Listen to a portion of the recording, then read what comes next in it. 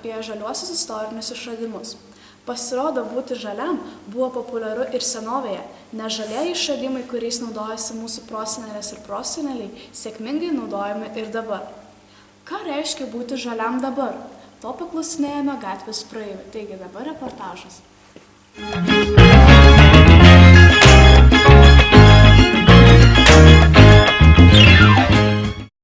Gerai, ką reiškia žalias?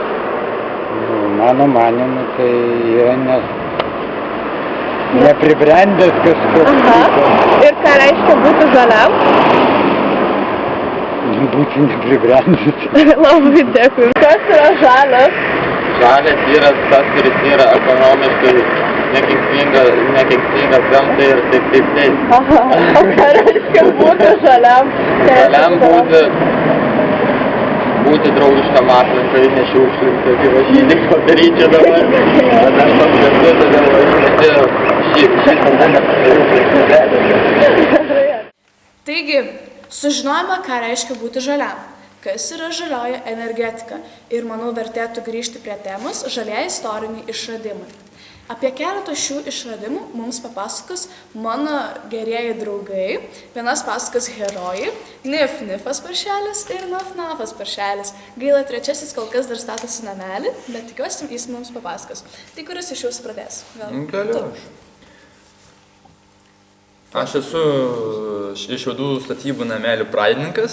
Galiu pasakyti, mano namelis ir tikrai žalias, nes pastatytas su žaliavusiu, užaugusiu ir pageltusiu javų. Aplimdytas moliu, kad tvirčiau stovėtų ir šiaudai nesupūtų. Mano patirtimi pasinaudojo ne vienas žmogus ir štai paklausykite mano gero bičiulio pasakojimą, kaip jis statė namelį.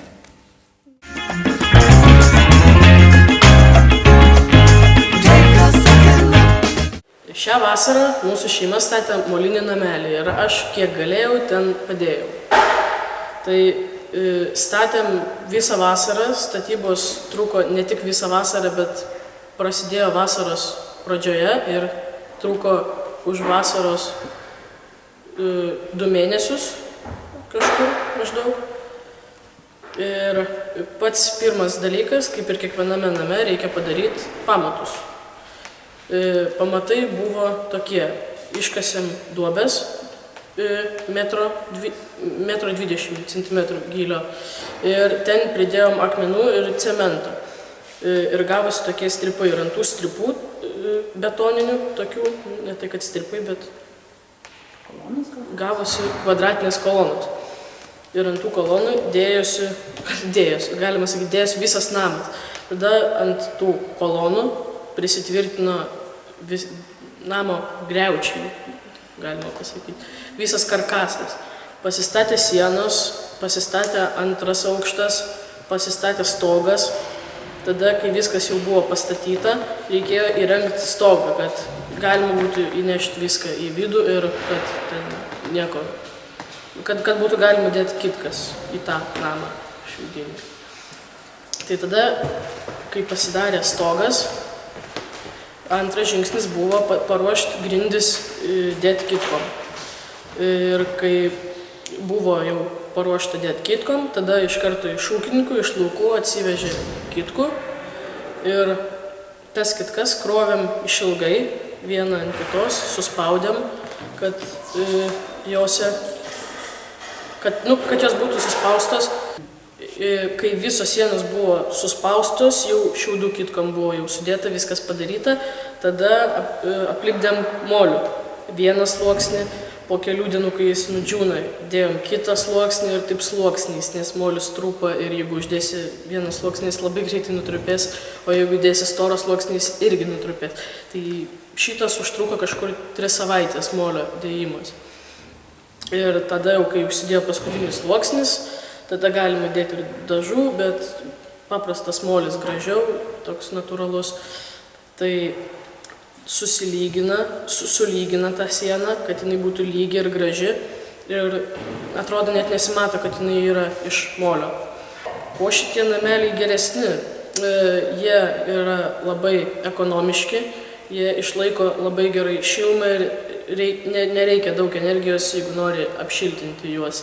Paprasčiausiai užtenka užkurti kelis kartus pečių arba židinį ir viskas būna labai šilta ir vasarą, kai visur būna labai karšta, ten būna pakankamai vėsu, bet žiemą užtenka kelių užkūrimų ir visą žiemą jisai bus tiesiog šiltas, dėl to, kad šiaudinė siena yra labai stora ir dar moliu apdrėbta, tai labai gerai viskas išsilaiko šilumą labai gerai.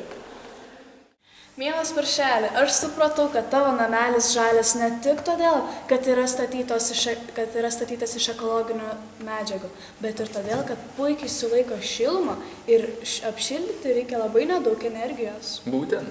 Norėčiau įsiterpti. Mano namelis yra molinis. Tai yra labai ekologiškas namelis ir visapusiškai geras. Oi. Taigi mano namelis gali būti įvairių formų.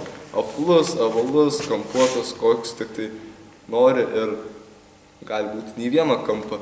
Gali pažiūrėti juos.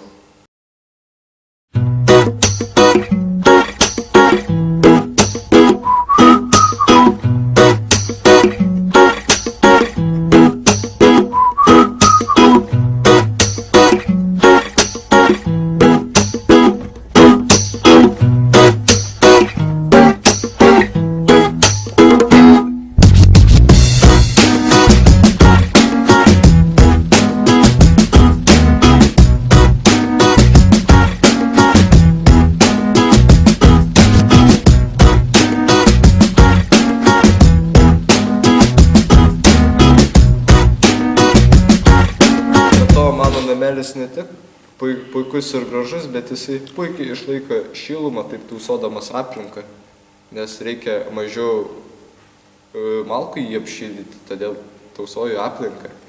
Ir dar vienas mano žalesis išradimas yra jo velėninis stogas. Daugelis skandinavų jį naudoja kaip puikų stogą, kurį žaliuoja vasarą ir puikiai atrodo. Tik nereikia taip jau girtis. Aš irgi pasistačiau kitus žaliuosius išradimus, tai yra naudoju juos. Aš savo namą apsodinau medžius. Žinai kodėl? Nu, kodėl? Kad apsaugtų nuo vėjo ir būtų šilčiau. Aš tau ir paturiu naudoti kitus žaliuosius išradimus. Kaip minėjau, aš apsodinau savo medžius visą namą.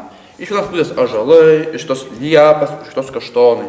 Kaip mano babutė sakydavo, nenori, kad kanis veistus, įberk spintą ant kaštonų.